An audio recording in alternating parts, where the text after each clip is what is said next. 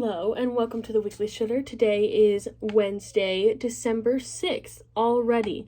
And I would just like to start off by disclosing that you're going to hear loud noises in the background because there is construction going on, and it has been going on for the past 2 weeks and it has not stopped. And I'm like, how long does it take to build a fucking roof? But apparently it takes a long time with a lot of really loud banging noises. And can you tell that I'm really happy about this? Yay! So you're just gonna have to listen to my beautiful, sweet, lovely voice and try to focus on that, alright?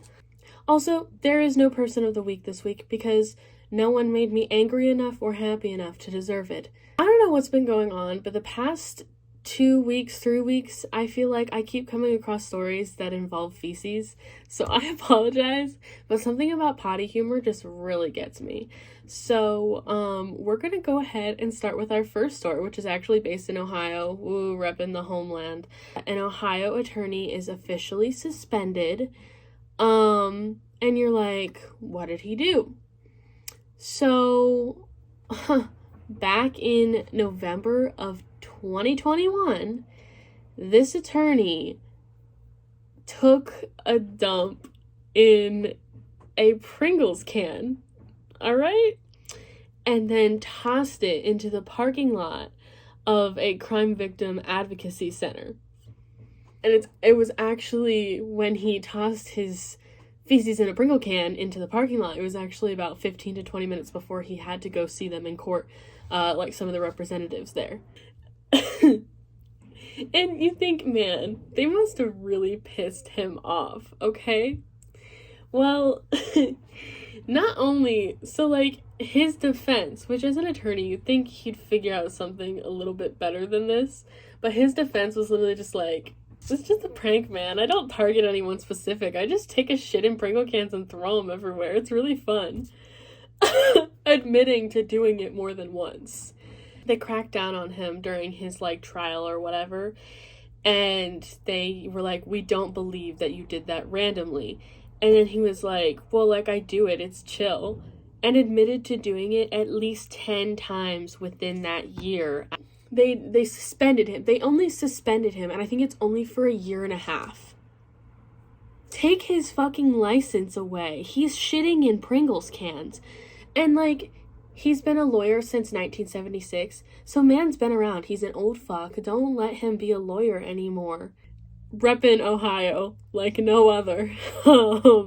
They actually were able to make the decision to suspend him based off of a different trial that happened a while ago, where I think he worked somewhere within attorney's office, lawyer, whatever. He was in that part of the government, and homie was flashing women and then taking pictures of their reaction. And he obviously got his license taken away and got, I think it was like 45 counts of misdemeanor. It was bad. And they based their decision off of that example. I think he should have his license taken away, though. I don't think he should get to be an attorney anymore ever again. But he'll get to do that again in literally just 2 years. What do you guys think? Do you think that they went too easy on him? Do you think they went too hard on him? I'll be judging anyone who says that. Our Florida man. This one's so stupid. So on Saturday, two brothers, they're just hanging out, having a good time. Or at least that's how it started. They're in a backyard, maybe one of theirs, I don't know. It's an older brother and a younger brother, okay? And I think the younger one's like 60, so you can imagine they're pretty old. And they're just, out in their backyard, doing whatever, and they get into an argument. We don't know what the argument is about, and I want to know so bad, but no one has been told that. It hasn't been disclosed. But it gets so heated, okay? It gets so heated that the younger brother grabs a sausage and throws it at his older brother. It was actually labeled as he hurled it at him. All right? And the cops get called. And the younger brother was arrested on a charge of domestic battery for throwing a sausage. I know violence is never okay, but like a sausage? Now, if it was like a burning hot sausage fresh off the grill or anything like that, but none of that was in the police report, so I'm guessing it was just like a sausage that had been cooked and it was just sitting on a table and he was like, "You're wrong," and like grabbed it and either way, what the fuck? I would like to know what kind of argument makes it sausage hurling territory. That's something I would like to deep dive in at some point in the future. Also, it has been stated that there might have been alcohol involved, but they're not sure. But what I am so furious that we have not been informed on is what kind of sausage was it? Or as I have written in my notes, what kind of dog was it? With several question marks and exclamation marks. Because that's very important to me, and I would like to have a debate on that. Because, like, are we talking like a hot dog? Or are we talking like a sausage? You know?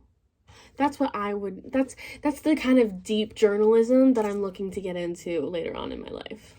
Time magazine has officially anointed their person of the year like they do every year, and this year it was Taylor Swift. Now, I think it makes a lot of sense. She's broken a lot of records in the music industry.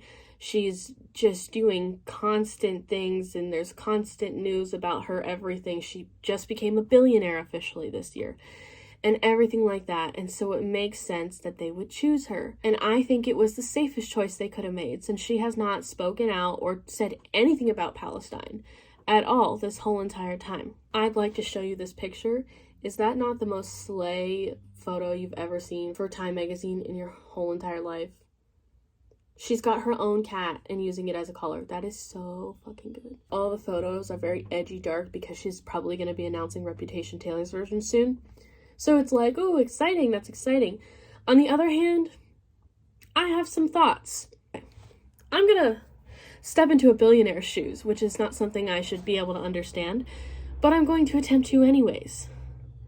It's funny because I have about $2 to my name, and there's a difference between $1 billion and $2.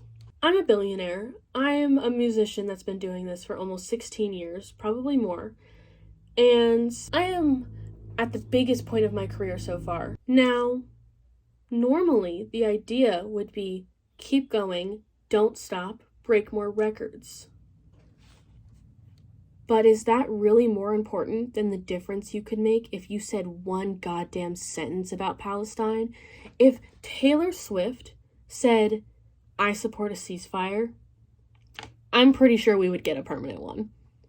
Because you know the people rallying behind her would literally be like, you know what? Now that my goddess idol put on a pedestal that I have a parasocial relationship has said something about it, I agree. That would happen. And the difference that she could cause, and there is a great argument that if she spoke out, that there's more likely to be like any kind of terrorist attack or anything during her performances since she's still on tour. Postpone the tour. Postpone the tour until there's a ceasefire. Ooh, she's gonna lose so many fans. Lose fans. Is losing like maybe 20 to 30% of your following when you have that many people supporting you and that much money, is that really more important than being able to potentially save lives? And for her to accept Person of the Year, get on there, talk about her boyfriend, talk about how she's, she'll let the trash take itself out and how she's doing really good for herself. Well, you know who's not fucking doing good? People that she could be making a difference for. And yeah, she's just a pop star. But she decided to not just be a pop star when she explicitly told people to go vote, and she made that break into just a step into politics. Dude, I could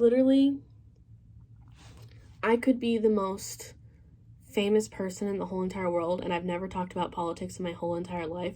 That wouldn't be me.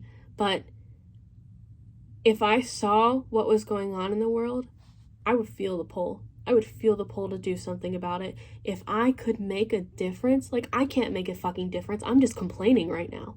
But if I could make a difference, you bet your ass I'd be fucking doing it. Like, I'm losing that faith. I'm losing that faith in, like, the idea that she's gonna do the right thing. And that's really disappointing, but that's reality with celebrities. Because you can never have that explicit faith that someone who is as rich and potentially powerful is actually going to do the right thing, because they are out of touch, because they don't have to be in touch, because it's not going to affect them. I'm not like, oh, she's a horrible person and we should all attack her or anything like that. It's more like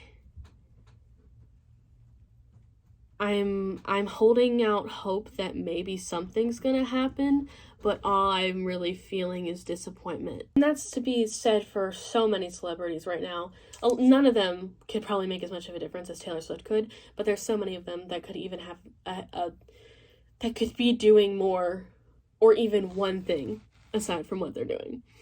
So yeah, those are my thoughts. I would also like to remind people, just because it's been like a month or so and the ceasefire hasn't happened and everyone's losing hope, this shit has been going on for fucking years now. So, like, you don't get to feel bad that you're not doing anything and then just give up. Even if you feel like you can't make a difference, then just don't shut up about it. I'm not going to. That is all I have left to say for this week. Thank you so much for watching and for sticking around, and I will see you all next week for the Weekly Chitter.